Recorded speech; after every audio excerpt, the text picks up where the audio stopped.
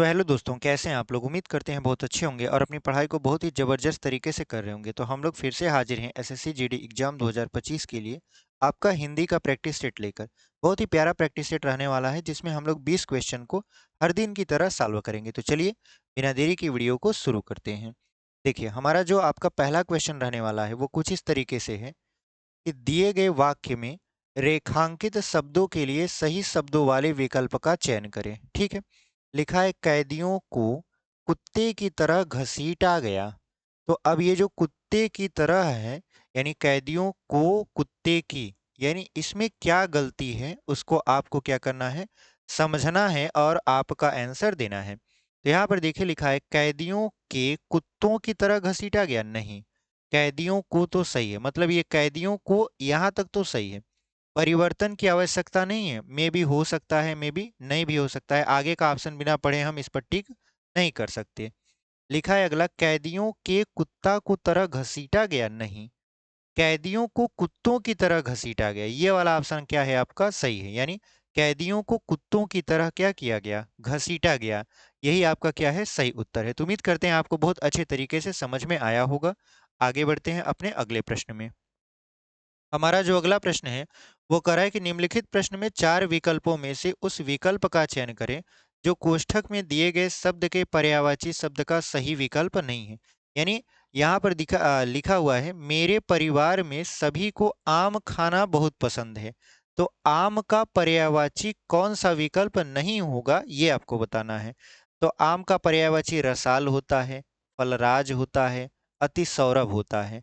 आम का पर्यायवाची अंकुशी नहीं होता, यानी आपका ऑप्शन नंबर सी क्या हो जाएगा, सही उत्तर हो जाएगा।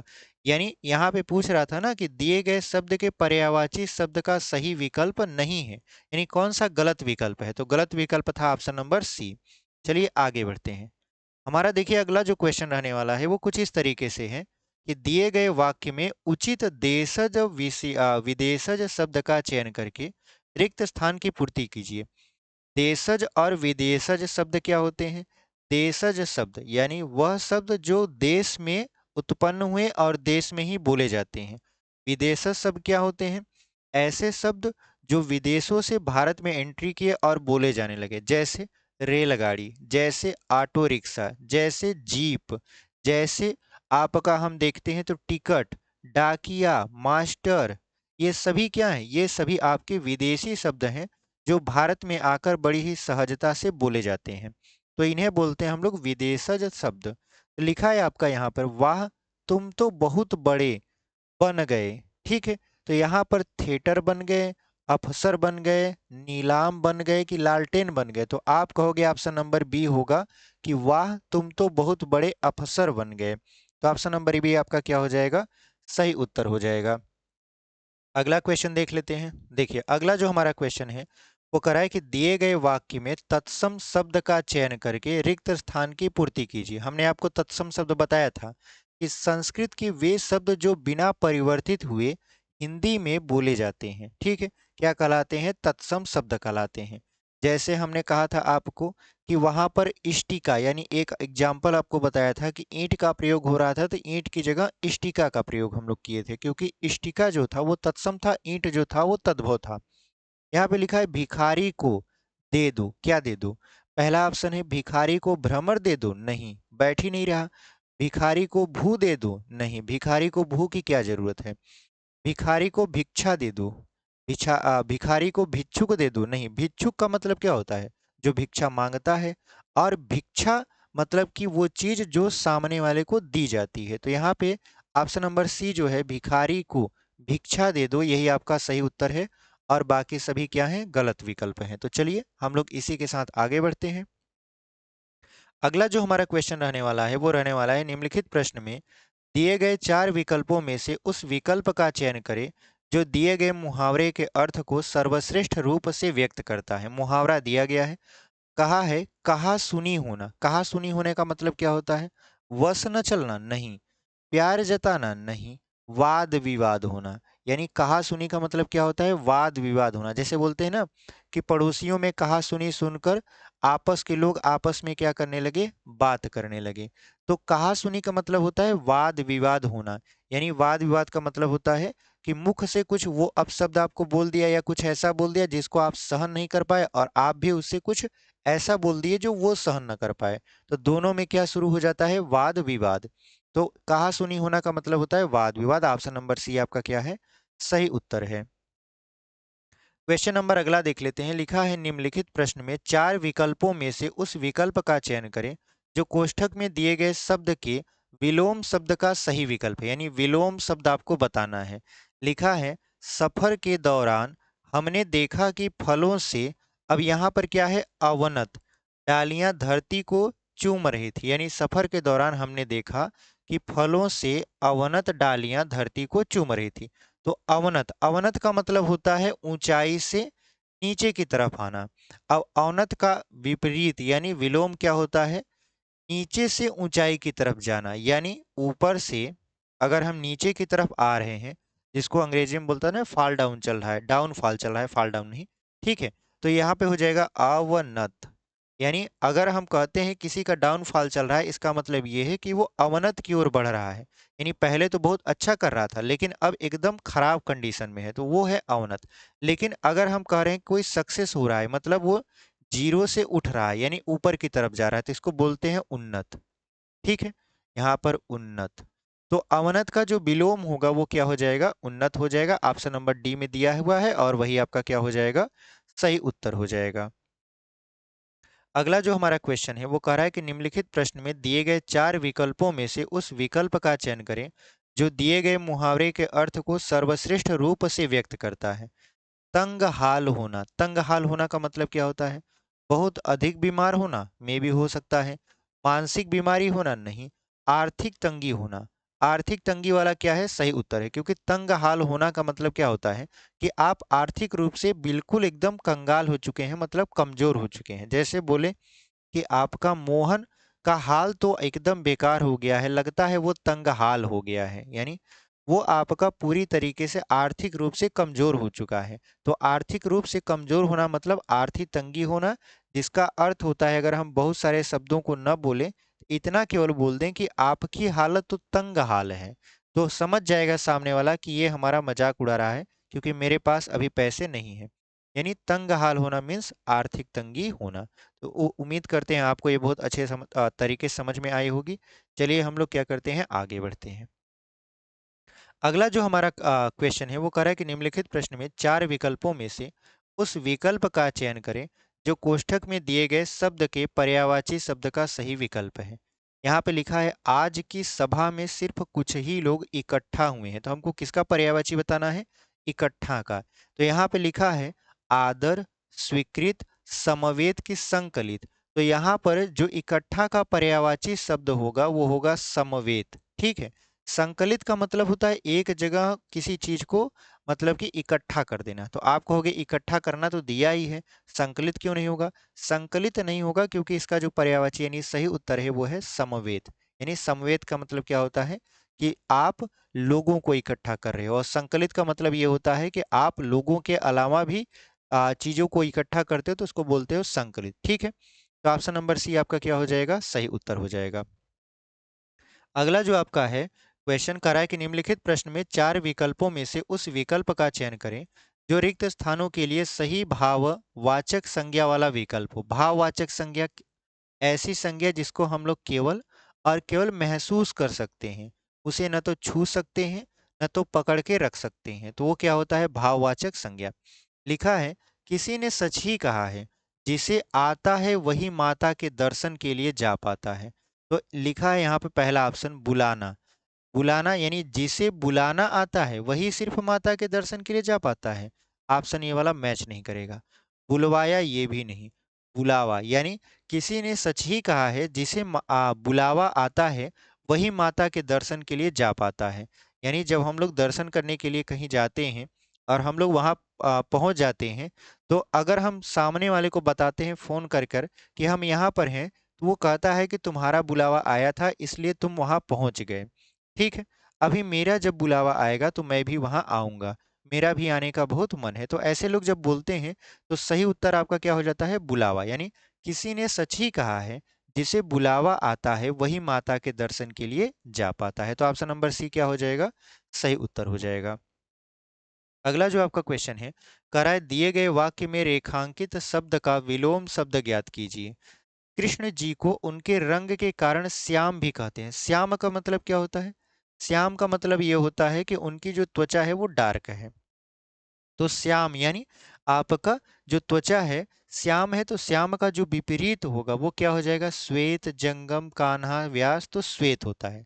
श्याम का जो विपरीत होता है वो क्या होता है? आपका श्वेत होता है। ठीक है, तो ऑप्शन नंबर ए आपका क्या हो जाएगा? सही उत्तर हो जाएगा। अगला जो आपका क्वेश्चन है वो कह रहा है कि निम्नलिखित प्रश्न में चार विकल्पों में से उस विकल्प का चयन करें जो रिक्त स्थान के लिए सही शब्द वाला विकल्प हो। जैसे, आज वही देश सबसे है जिसके पास ज्ञान की अद्भुत शक्ति है। तो लिखा है हारा हुआ, दुखी, पिछड़ा कि कामयाब। तो आप कहोगे कामयाब। क्यों? पढ़िए पूरे वाक्य को। लिखा है आज वही देश सबसे, यहाँ पर अब कामयाब को जोड़िए। आज वही देश सबसे कामयाब है जिसके पास ज्ञान की अद्भुत शक्ति है। यानी वो देश ज्यादा तेजी से विकास करता है जहाँ के नागरिक अच्छे खासे शिक्षित होते हैं। यानी नागरिक जब आपके शिक्षित होंगे तो वो ऐसा कोई काम नहीं करेंगे जो आपका देश विरोधी हो या देश को आपका डाउनफॉल की तरफ ले जाए। वो खुद मेहनत करते हैं और उनकी ही आय से देश का क्या होता है? विकास होता है। तो ऑप्शन नंबर डी क्या हो जाएगा? आपका सही उत्तर हो जाएगा। यानी आज वही देश सबसे कामयाब है जिसके पास ज्ञान की अद्भुत शक्ति है। अगला क्वेश्चन आपका क्या कह रहा है कि दिए गए विकल्पों में से शुद्ध विकल्प शुद्ध वर्तनी वाले विकल्प का चयन करिए। यानी जिसमें शुद्ध शुद्ध लिखा हो वही आप क्या करिए? चयन करिए। जैसे लिखा है मेरी प्रार्थना स्वीकार करें, आग लगने के कारण सब नष्ट हो गया, किसकी तैयारी कर रहे हो? तैयारी लिखा है यहाँ पे, तैयारी नहीं लिखा है, ये बात ध्यान में रखिएगा। मृत्यु पर किसी का वश नहीं चलता, ये जो मृत्यु लिखा है ये गलत है। मृत्यु ऐसे लिखा जाता है इस तरीके से। और यहाँ पर देखिए इसकी मात्रा आपका उस तरीके से है, यानी बड़ी ऊ की मात्रा है मृत्यु। यानी यू को बहुत ज्यादा देरी तक उच्चारित करना पड़ेगा। यानी ये भी गलत है। यहाँ तैयारी लिखा है ये भी गलत है। यहाँ जो कारण है ये देखिए कारण लिखा है, ये भी गलत है। तो कौन सा ऑप्शन आपका सही हो जाएगा? ऑप्शन नंबर ए, यानी मेरी प्रार्थना स्वीकार करें, यही आपका क्या हो जाएगा? सही उत्तर हो जाएगा। अगला क्वेश्चन देख लेते हैं। लिखा है निम्नलिखित वाक्य में उस वाक्यांश को पहचानिए जिसमें मात्राओं से संबंधित अशुद्धियां हैं।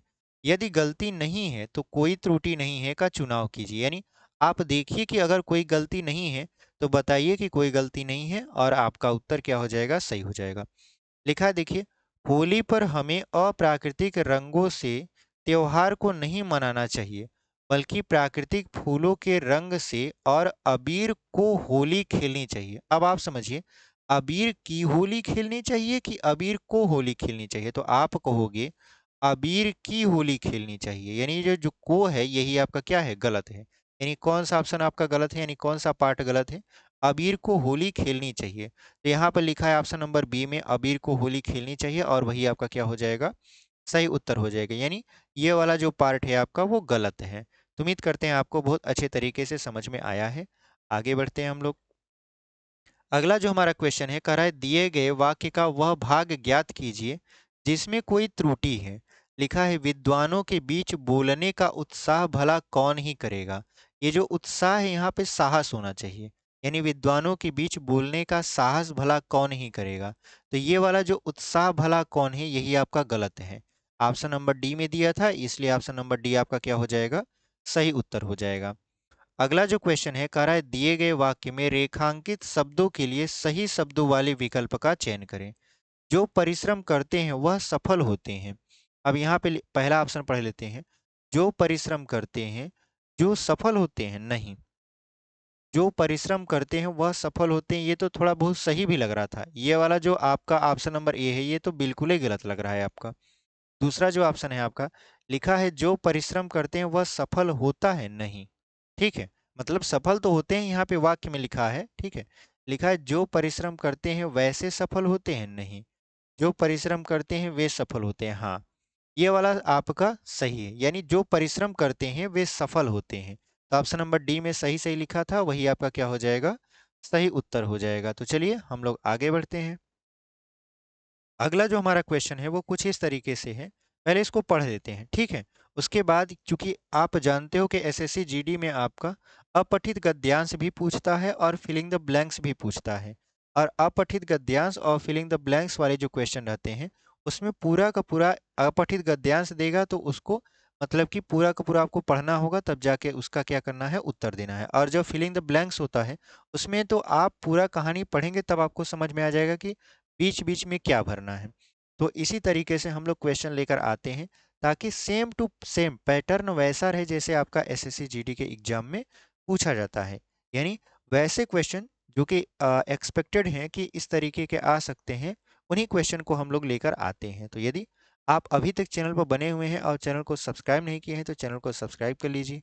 वीडियो पसंद आ रही है तो लाइक कर दीजिए, अपने दोस्तों तक भी इसे शेयर कर दीजिए, क्योंकि आप जब शेयर करोगे तब आपके दोस्तों के पास वीडियो रिकमेंड होगी और वो भी देखेंगे और उनको पसंद आएगा तो वो भी हमारे साथ जुड़कर हमारे इस चैनल का हिस्सा बनेंगे और इस परिवार को यानी बहुत ज़्यादा आगे बढ़ाएंगे। तो चलिए हम लोग इसको देख लेते हैं और पढ़ लेते हैं। लिखा है, इतिहास साक्षी है कि किसी राष्ट्र का गौरव तभी रहता है जब वो अपने स्वाभिमान और बलिदान की परंपराओं को अगली को भी सिखाता है, संस्कारित करता है, उन्हें इसके लिए प्रेरित करता है। किसी राष्ट्र का भविष्य तभी होता है जब वो अपने अतीत के अनुभव और विरासत के गर्व से पल पल जुड़ा रहता है। फिर भारत के पास तो गर्व करने के लिए अथाह भंडार है, समृद्ध इतिहास है, चेतनामय सांस्कृतिक है। अब ये जो आपका एक दो तीन चार पाँच दिया है, उसकी जगह क्या भरा जाएगा इसको हमको समझना है। तो देखिए पहला क्वेश्चन क्या है, रिक्त वन के लिए सबसे उपयुक्त विकल्प का चयन कीजिए। अब रिक्त वन कहाँ है, यहाँ पे पढ़िए इसको। लिखा है, इतिहास साक्षी है किसी राष्ट्र का गौरव तभी तभी क्या रहता है, तभी यहाँ पर निद्रा प्रतिष्ठा जागृत, तो यहाँ पे जागृत पहले में क्या भरा जाएगा आपका, जागृत। जागृत का मतलब होता है कि बना रहता है, जैसे पहले था वैसे ही बना रहता है। यानी इतिहास साक्षी है कि किसी राष्ट्र का गौरव तभी जागृत रहता है, यहाँ पे लिख देंगे जागृत रहता है जब वो अपने स्वाभिमान और बलिदान की परंपराओं को अगली। अब यहाँ पर अगली के बाद जो दूसरा ऑप्शन है उसमें क्या भरा जाएगा, तो वो क्वेश्चन नंबर 17वां है। क्वेश्चन नंबर 17वां कह रहा है, रिक्त टू के लिए सबसे उपयुक्त विकल्प का चयन करिए। नवीन, दुनिया, प्राचीन की पीढ़ी। तो आप देखिए कि जो यहाँ क्वेश्चन था, अपने स्वाभिमान और बलिदान की परंपराओं को अगली पीढ़ी को भी सिखाता है। इसको सिखाएगा वो, पीढ़ी को भी। तो ऑप्शन नंबर आप देखिए किस में पीढ़ी दिया है, क्योंकि ऑप्शन में पीढ़ी था। यहाँ पर देखिए ऑप्शन नंबर डी में दिया है पीढ़ी। यानी जब लोग अपनी परंपराओं को अपनी अगली पीढ़ी को भी सिखाएंगे तभी जाकर अगली पीढ़ी क्या करेगी, उसको संजो के रखेगी। नहीं तो अगली पीढ़ी जानेगी नहीं कि हमारी परंपरा, हमारे रीति रिवाज क्या थे, हमारे जो इतिहास के नायक हैं वो कैसे थे। तो ये सिखाने के लिए आपको अगली पीढ़ी को बताना पड़ेगा। तो ऑप्शन नंबर डी जो था वही पीढ़ी दिया था आपका, वही सही उत्तर हो जाएगा। यहाँ पर देखिए 18वां में कह रहा है, रिक्त तीन के लिए सबसे उपयुक्त विकल्प का चयन करिए। अब यहाँ पर देखिए पढ़िए पहले। देखिए, इतिहास साक्षी है कि किसी राष्ट्र का गौरव तभी जागृत रहता है जब वो अपने स्वाभिमान और बलिदान की परंपराओं को अगली पीढ़ी को भी सिखाता है, संस्कारित करता है, उन्हें इसके लिए क्या करता है, उन्हें इसके लिए। अब अगला क्वेश्चन यहाँ पर है, उनको इसके लिए क्या करता है, घनिष्ठ करता है, अनेक करता है, घोर करता है कि निरंतर। तो आप कहोगे निरंतर, क्योंकि लगातार वो क्या करते हैं, यानी यहाँ पे लिखा है निरंतर, यहाँ पे लिख देंगे निरंतर। यानी उन्हें इसके लिए निरंतर प्रेरित करता है। किसी राष्ट्र का भविष्य तभी, अब चौथा में देखते हैं, तभी क्या होता है। अब देखिए, तभी उज्जवल होता है। क्या होता है, उज्जवल। अब यहाँ पर ऑप्शन नंबर सी में हमारा उज्जवल था और वही आपका क्या हो जाएगा, आंसर। यानी यहाँ पर लिख देंगे उज्जवल। किसी राष्ट्र का भविष्य तभी उज्जवल होता है जब वो अपने अतीत के अनुभवों और विरासत के गर्व से पल पल जुड़ा रहता है। फिर भारत के पास तो गर्व करने के लिए अथाह भंडार है, समृद्ध इतिहास है, चेतनामय सांस्कृतिक। अब पांचवा ऑप्शन बच गया है। सांस्कृतिक क्या है हमारे पास, सांस्कृतिक हमारे पास विरासत है। क्या है हमारे पास, विरासत। कोष्ठक, विरासत, खानदान, विडंबना दिया था। तो हमारे पास क्या है, पुरानी धरोहर के रूप में हमारी पुरानी विरासतें हैं जो हमें हमेशा प्रेरित करती हैं कुछ अच्छा करने के लिए। तो ये आपका 20 प्रश्न था जिसको हमने बहुत अच्छे तरीके से आपको सॉल्व करवाया।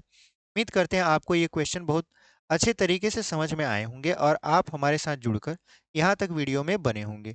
तो यदि यहाँ पर वीडियो में अभी तक आप बने हुए हैं और चैनल को सब्सक्राइब नहीं किए हैं तो चैनल को ज़रूर सब्सक्राइब करिए, अपने दोस्तों तक भी इसे शेयर करिए और पहले से सब्सक्राइब कर चुके हैं तो वीडियो को लाइक करिए और वीडियो को शेयर करना बिल्कुल मत भूलिएगा, ठीक है?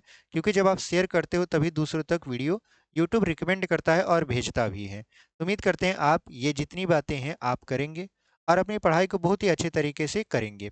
तो मिलते हैं इसी के साथ अगले वीडियो में, तब तक के लिए धन्यवाद और ऐसे ही पढ़ाई करते रहिए।